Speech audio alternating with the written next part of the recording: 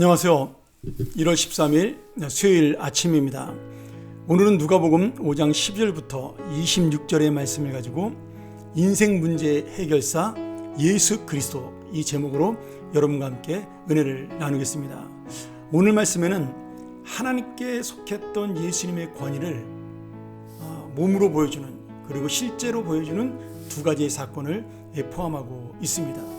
하나님께 속한 권위라는 것은 무엇일까요? 바로 예수님 자신이 하나님의 아들이라는 것을 보여주는 사건이죠. 첫 번째 사건은 12절부터 16절에 나오는 나병 환자를 깨끗하게 치유하는 이 사건입니다. 또 하나는 17절부터 26절까지 나오는 중풍병자의 병을 고쳐주고 죄를 용서한 사건이죠. 이 두 가지를 통해서 예수 그리스도는 하나님의 아들이요 메시아요 인생에게 참된 치유와 자유를 주시는 참된 구주심을 보여주고 있습니다. 오늘 예수님께서는 이 두 사건을 통하여 그 병자로 왔던 그들의 육신적인 병만 고쳐주신 것이 아니라 그들의 영적인 문제, 심각한 인생의 문제까지도 완전히 회복시키고 고쳐주는 모습을 우리가 볼 수가 있습니다. 그래서 예수님은 완전하고 참된 의사가, 인생의 의사가 되시는 거죠. 자, 12절부터 15절에 보면 나병 걸린 사람이 나오는데요.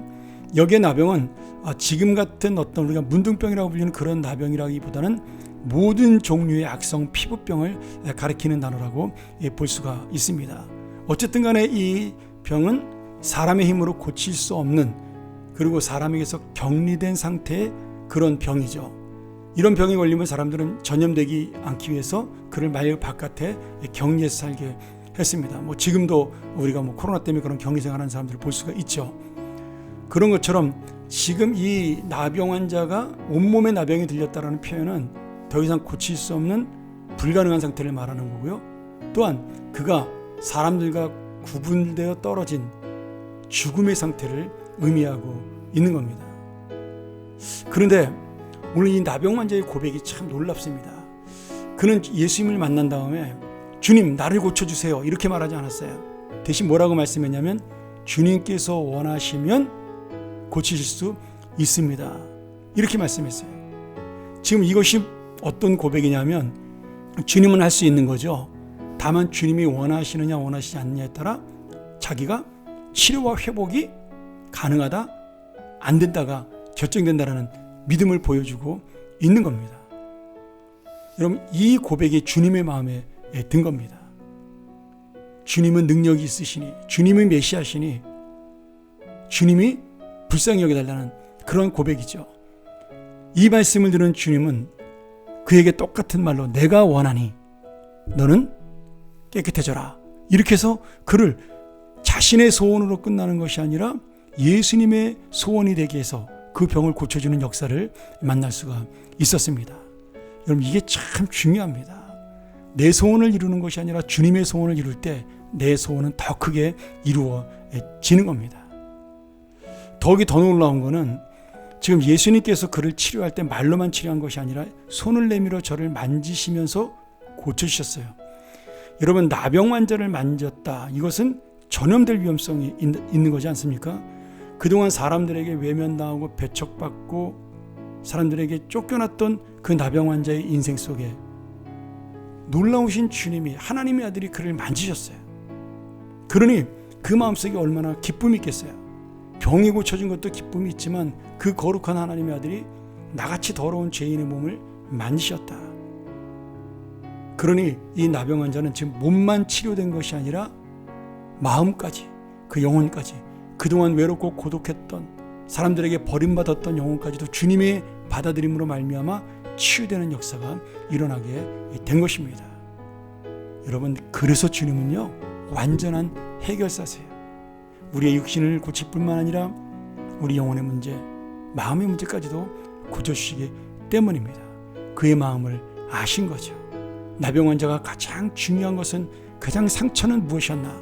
나병보다 사람들에게 버림받았던 그 마음이었다. 오늘 여러분, 우리의 마음을 아시는 주님을 의지하는 시간 되기를 축원합니다. 두 번째는 중풍병자를 고치는 사건인데요. 이 중풍병자를 고치시면서 예수님이 뭐라고 말씀하셨냐면 뇌죄 사함을 받았다. 그러면서 그의 영적인 문제를 해결하는 하나님의 그 모습을 보여주고 있습니다. 여기서 예수님은 뭐라고 특별히 자기를 지칭하시냐면 인자, the son of man이라는 인자라는 단어를 사용하고 있습니다.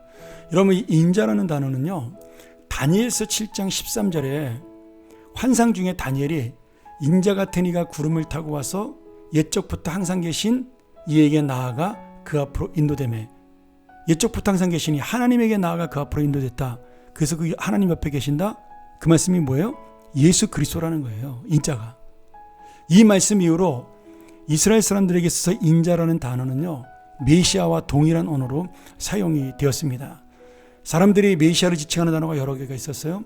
하나님의 아들, 다윗의 후손, 그 다음에 인자, 주, 이런 단어들이 바로 메시아를 지칭하는 단어였는데, 오늘 그 인자라는 단어를 통해서 예수님은 당신이 하나님의 아들로서 이 세상의 모든 죄의 문제, 이 세상의 모든 고통의 문제를 해결하러 오신 분임을 보여주고 있다라는 거죠.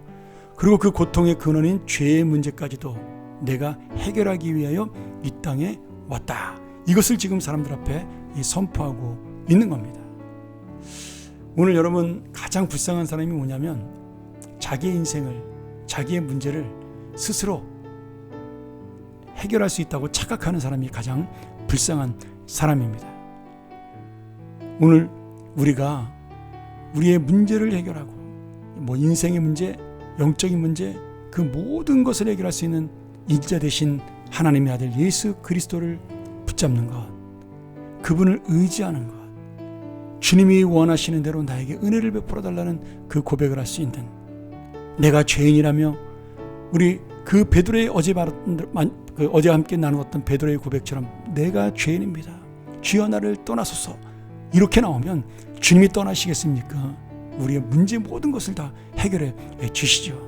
오늘 다시 한번 나를 의지하고 스스로를 믿는 어리석은 자가 아니라 주님을 믿고 주님을 의지하여 정말 최고의 문제 해결을 받는 하나님의 귀한 자녀들이 되기를 주의 이름으로 축원합니다.